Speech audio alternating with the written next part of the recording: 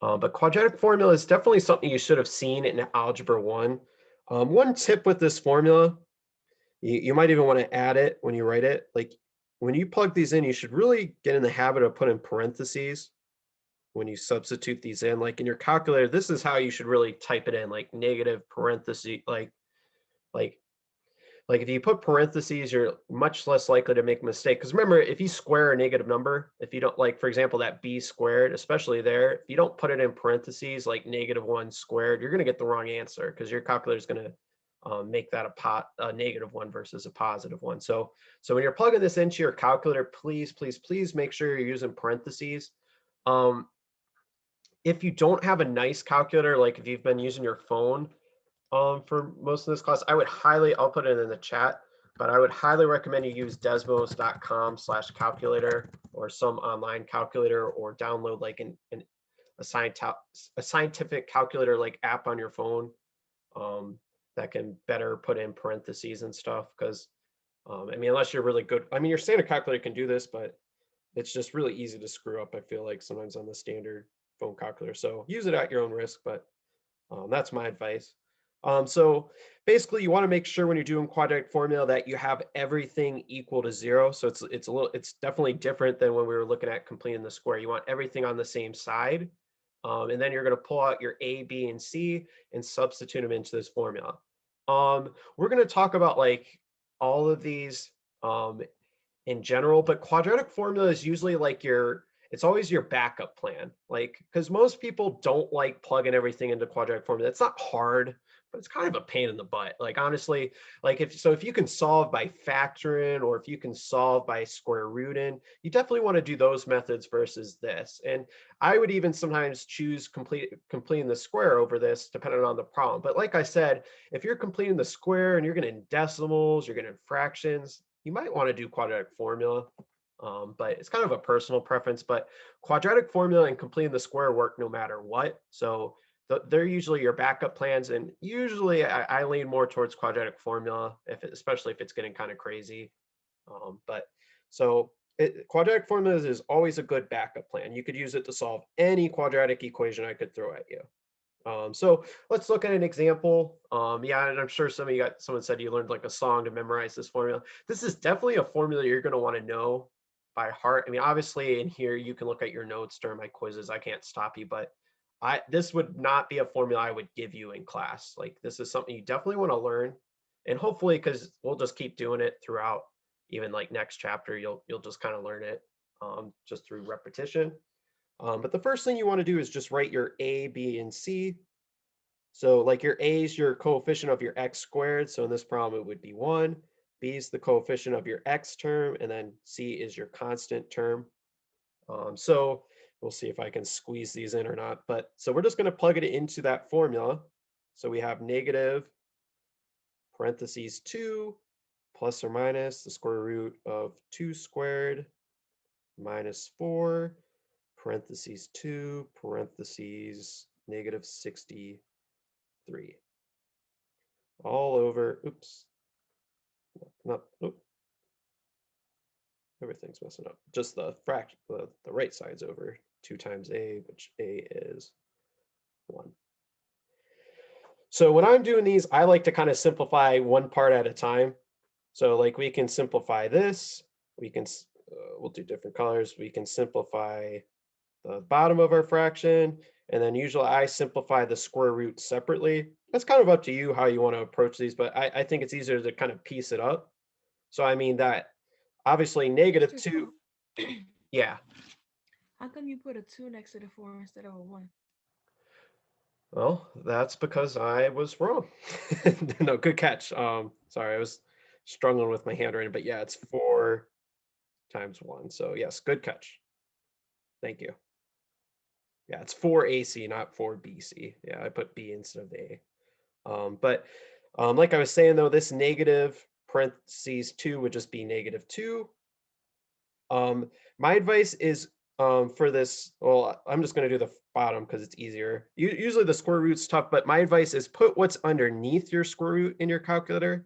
So I would put like parentheses 2 squared minus 4 parentheses 1 times -63. Here, I'll switch my screen just so I can demonstrate this. Just write this down.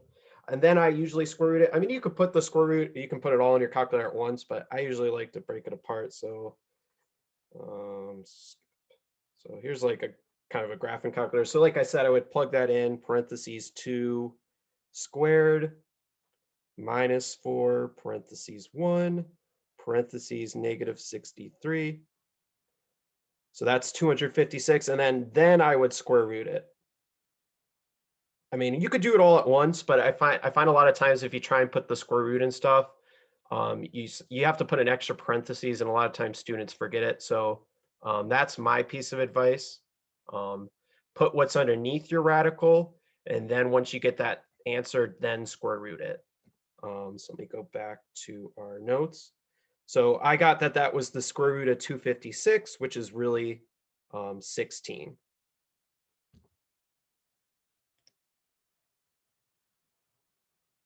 Oh, before I. Oh, okay. So then we just want to simplify this out. So you're really going to do, like, I mean, you can rewrite it if you want, but you're really going to do -2 plus 16 over 2, figure out what that equals, and then you're going to do -2 minus 16 over 2 and figure out what that equals. So when you put this in your calculator, do the top, press equals, then divide, or figure out what the top equals, then divide by 2. So like for the first one, it would be -2 plus 16 is 14, divided by 2 would be 7. For this one, -2 minus 16 would be -18, divided by 2 would be -9. So those would be my two solutions. And like I said, if you graph this in Desmos, you would see it crosses the x-axis at 7 and -9. So you can even use kind of Desmos to check yourself with these. The only thing about Desmos is it's not going to see your, if you have imaginary solutions, those obviously won't show up in Desmos. Let's just do another one really quick. But I mean, like once you get, I mean, especially too, like you can skip some of the write-in if you're putting stuff in your calculator. So you can definitely skip some, like you can shorthand some of these things. Like I'm writing everything out for the notes, but you write your A, B, and C. And oh, I almost forgot. Remember to do quadratic formula, you have to have everything on the same side. So I would subtract, you got to subtract this one over. But before you do your quadratic formula, you want it set equal to 0.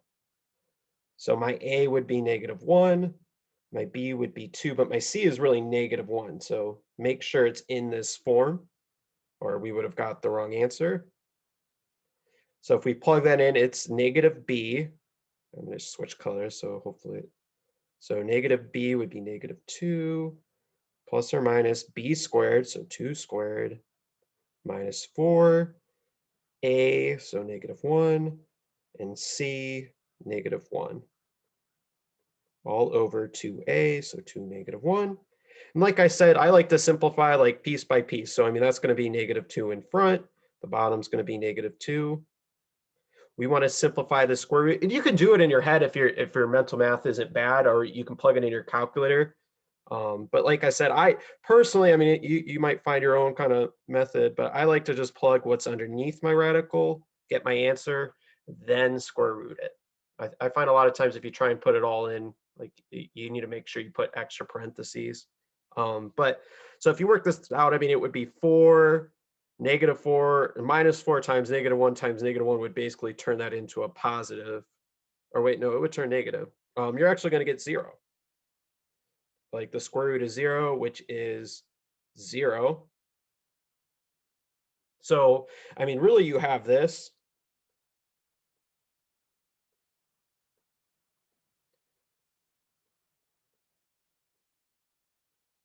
No, I don't know why I put the minus. It doesn't matter what order you put them, but I mean, really you're going to get the same answer twice. That's just going to be -2 over -2, which is 1.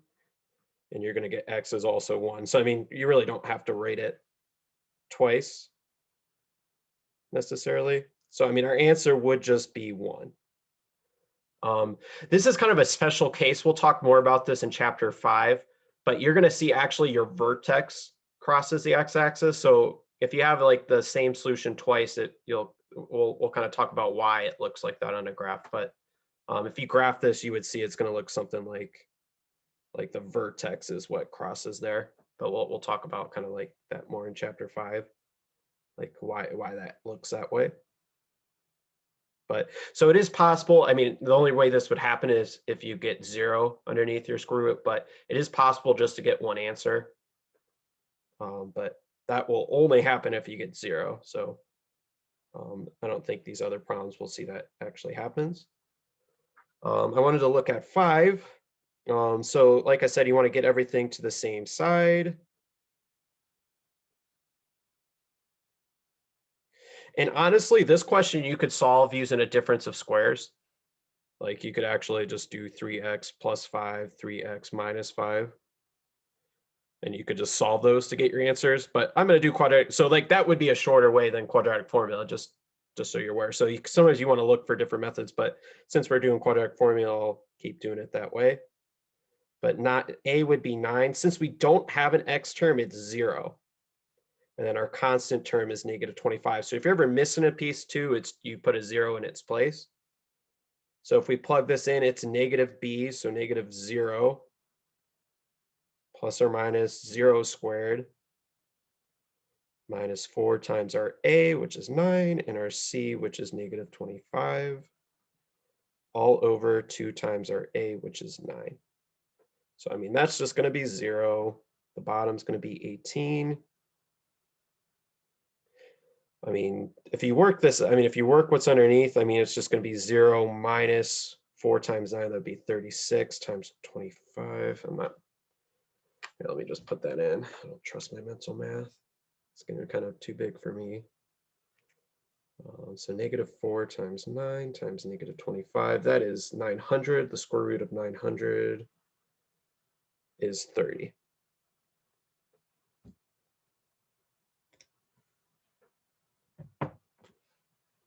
So if you work this out, I mean, you're going to have 0 minus 30 over 18, and you're going to have x equals 0 plus 30 over 18. So I mean, negative 30 over 18. You could either write the decimal or the fraction. Doesn't matter to me. If you write a decimal, it's like negative 1.6, like repeating. If you do, and then the positive would be the same thing.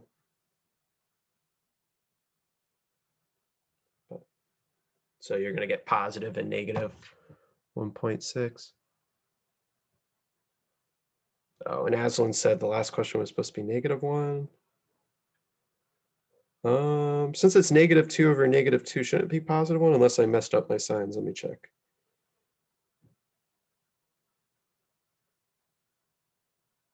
I think I'm right.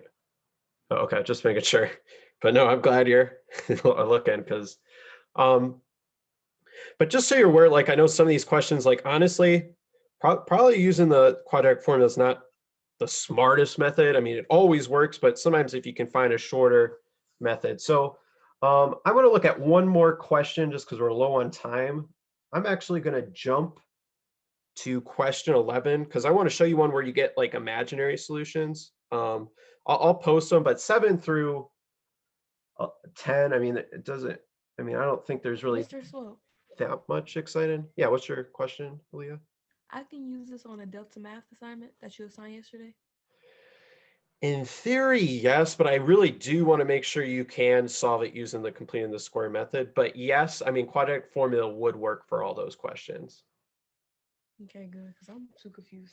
I mean, so I mean, in theory, yeah, you could, but I really, like I said, I really want to make sure you can do all kind of 4 methods. But if you really hate completing the square, unless I tell you you have, because on your test, I'll probably have at least one question where I have you complete the square, but then there'll be some questions where I let you pick what method you want to do.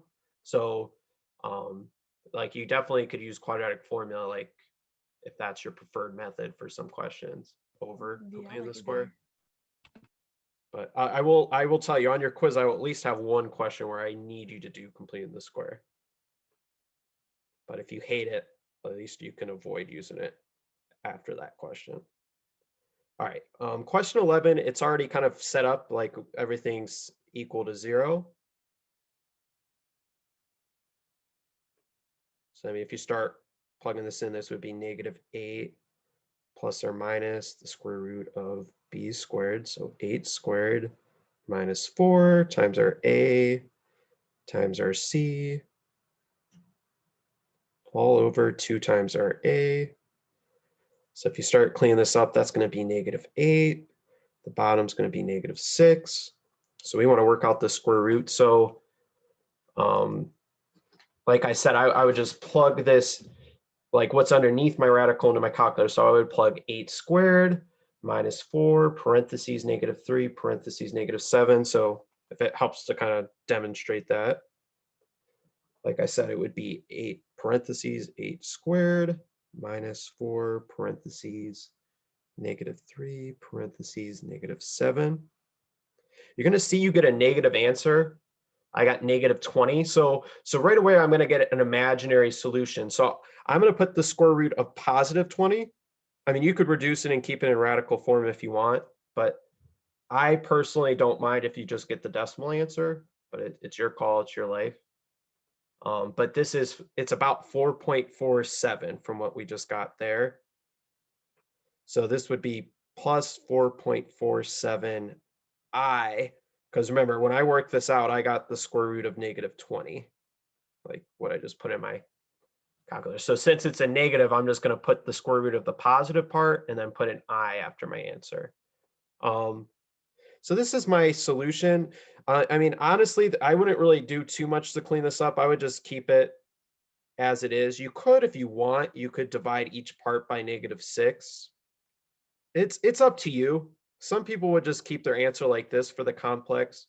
Some people would divide each part by -6. So for example, -8 divided by -6, what would that be? 1.33, I think. Just double check my math, but -8 divided by -6 is positive 1.33. So you could write your answer like this. And then 4.47 divided by -6 is roughly I got something different. 0.745i. So if you want, What's you your? could divide it out. What did you get, Aaliyah? I got -20. Yeah, so remember, you want to like to get the decimal form, you square root +20 because you can't square root a negative like in your calculator. It's going to give you an error. So you square root +20 and then put an I after your decimal because it's going to be imaginary. So that's Okay. right. I rounded, but it's roughly 4.47 when you square root 20. So personally, I don't care if you keep it in either one of these forms, but so this probably does look a little nicer. So if you get a fraction, sometimes it's nice just to divide each part, but I usually just keep it as a plus or minus, or you could still write it separately if you want, like 1.33 plus 0.745i, 1.33 minus, oops, not 1 point, just 0.745i. If you want to write it as separate parts. But usually when it's complex, I just kind of leave it like this.